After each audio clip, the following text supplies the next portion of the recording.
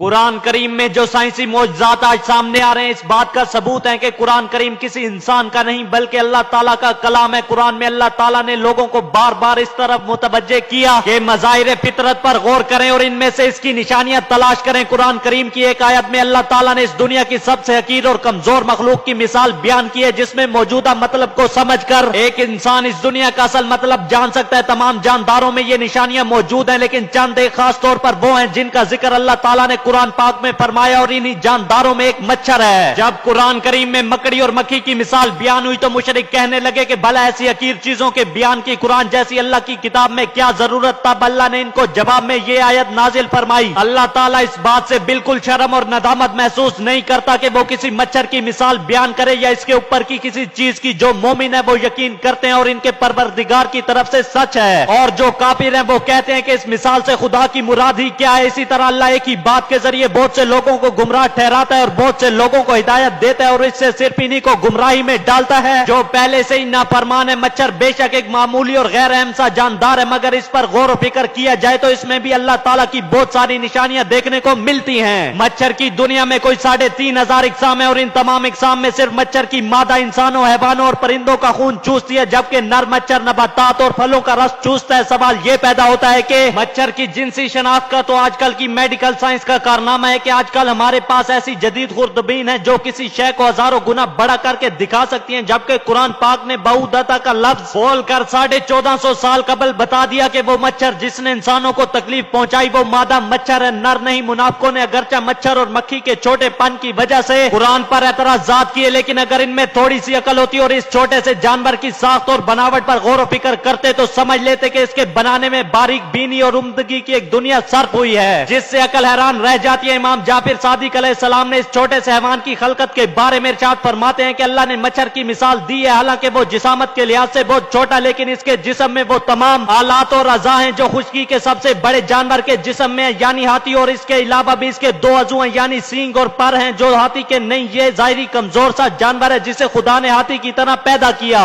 اس میں غور و فکر انسان کو پیدا کرنے والے کی عظمت کی طرف متوجہ کرتا ہے، خصوصاً اس کی سونڈ جو ہاتھی کی سونڈ کی طرح اندر سے خالی اور مخصوص قوت سخت خون کو اپنی طرف کھینچتی ہے۔ یہ اتنا حساس ہوتا ہے کہ کسی چیز کے اٹھنے سے خطرہ محسوس کر لیتا ہے اور بڑی تیزی سے اپنے آپ کو خطرے کی جگہ سے دور لے جاتا ہے، اور تعجب کی بات ہے کہ انتہائی کمزور ہونے کے باوجود بڑے سے بڑے جانور کو اجزا کر دیتا ہے۔ حضرت علی علیہ السلام نے فرمایا اگر دنیا جہاں کی سب زندہ مخلوقات جمع ہو جائیں اور باہم مل کر کوشش کریں کہ ایک مچھر بنا لے تو وہ ہرگز ایسا نہیں کر سکیں گے، بلکہ اس جاندار کی خلقت کے اصرار پر ان کی عقلیں دنگ رہ جائیں گی اور وہ تھک کر انجام کو پہنچ جائیں گے۔ آج میڈیکل سائنسدانوں نے مچھر کے 3500 کے لگ بھگ اقسام کی کھوج کی ہے، لیکن یہ تعداد یقینی نہیں ہے۔ اب ان کی کل اقسام کتنی ہے یہ صرف اللہ ہی کو علم ہے۔ میری طرح آپ میں سے بھی بہت سے دوستوں کے ذہنوں میں یہ خیال آیا ہوگا کہ آخر اس مثال کا مطلب کیا ہے، لیکن جب ایک مچھر کی آنکھ کو دیکھیں تو آپ کا دماغ مفلوج ہو جائے گا۔ مچھر کی ایک آنکھ کے اندر بھی کئی آنکھیں اور یہ تمام آنکھیں ایک ساتھ کام کرتی ہیں۔ جب آپ اس کے بارے میں جان لو گے تو تب آپ کے ذہن میں بھی یہ آیات کریمہ آئیں گی۔ سائنس نے اس مچھر کے بارے میں بہت کچھ انکشافات کی ہیں۔ یہ چھوٹی سی مخلوق کتنے انسانوں کی جان لیتا ہے یہ بہت تفصیلی باتیں، مگر چند باتیں ایسی ہیں جو میں آپ سے شیئر کرنا چاہوں گا۔